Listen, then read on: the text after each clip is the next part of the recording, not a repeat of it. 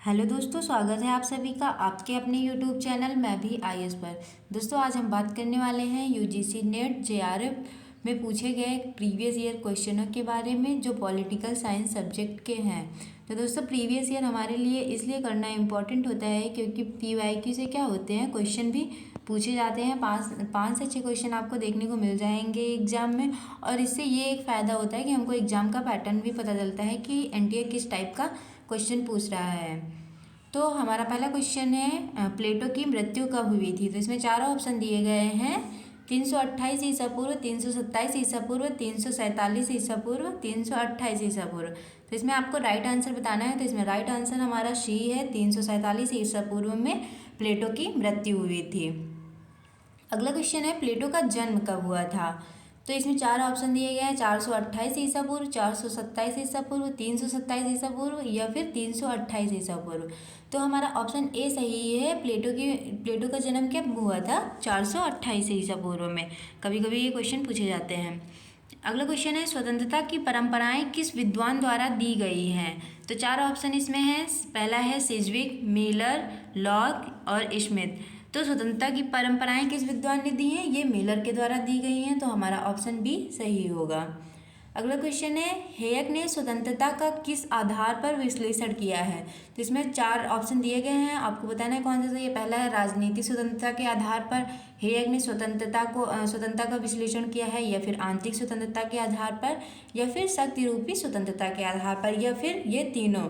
तो हेयक ने स्वतंत्रता के इन तीनों आधारों पर इनका विश्लेषण किया है। राजनीतिक स्वतंत्रता, आंतरिक स्वतंत्रता व शक्ति रूपी स्वतंत्रता का क्या किया है, उसने विश्लेषण किया है। तो हमारा ऑप्शन डी सही होगा। अगला क्वेश्चन है, किस विद्वान ने असमानता को स्वाभाविक व प्राकृतिक माना। तो चार ऑप्शन दिए गए हैं, प्लेटो, अरस्तु, कौटिल्य, शुक्र। तो आपको बताना है कौन सा ऑप्शन सही है। तो हमारा ऑप्शन बी सही है, अरस्तु। अरस्तु ने असमानता को स्वाभाविक प्रकृति माना है, प्राकृतिक माना है। अगला क्वेश्चन है, समानता की स्थापना के लिए सशक्त राज्य की अवधारणा पर किसने बल दिया है। लॉक ने दिया है, या फिर रूसो ने, या फिर हॉब्स ने, या फिर बेंथम ने।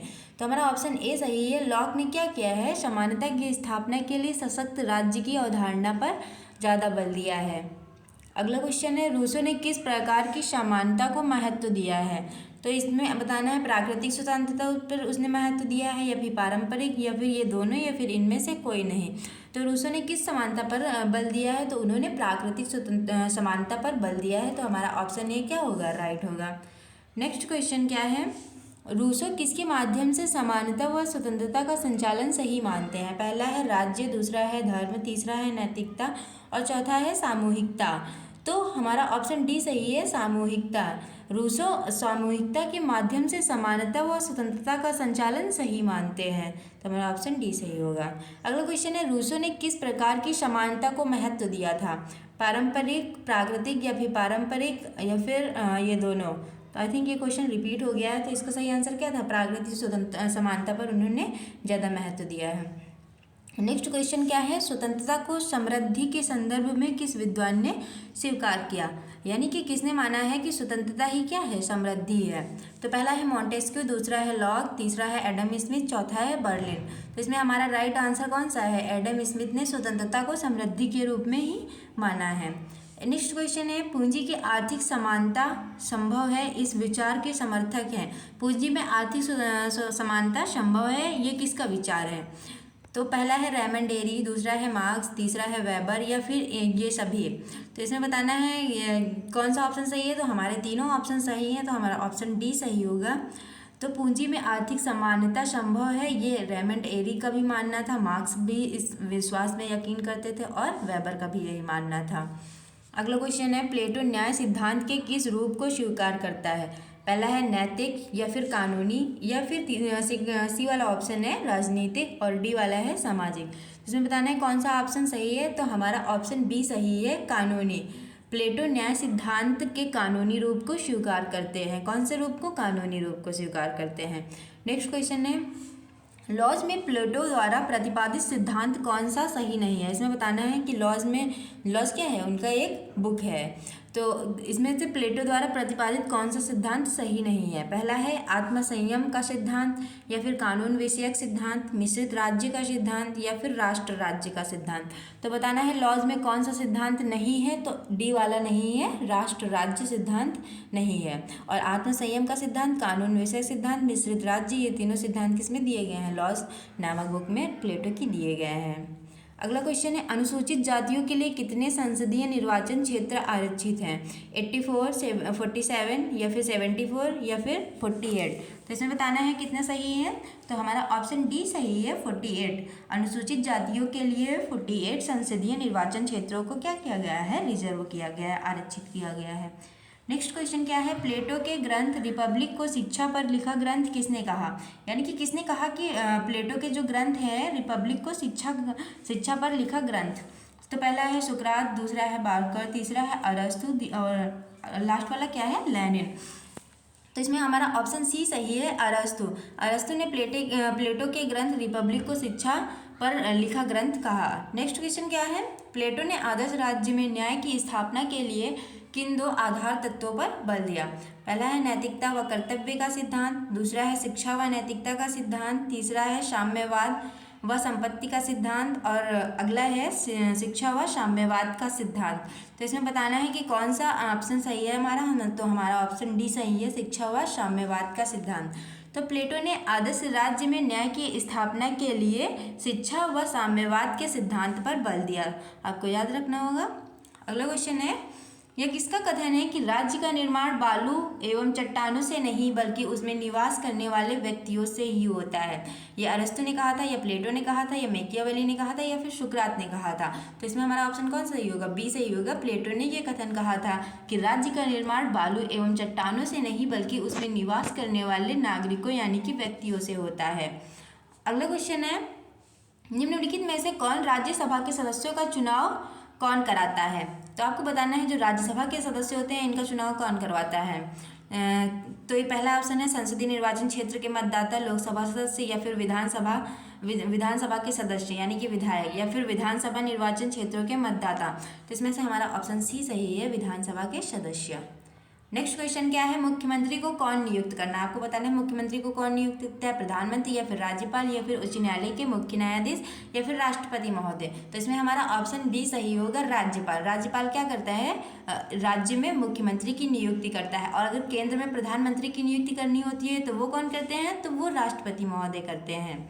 नेक्स्ट क्वेश्चन क्या है? लॉक को उदारवाद ही आत्मा कहा जाता है क्योंकि उसने स्वतंत्रता को शासन पर सर्वोच्च लक्ष्य माना, या फिर उसने पूंजीवाद को अप्रबंधित स्वतंत्रता प्रदान की, या फिर उसने राज्य को पूर्ण स्वतंत्र माना है, या फिर आपको बताना है वह व्यवस्थापिका और कार्यपालिका को साथ लेकर चलता है।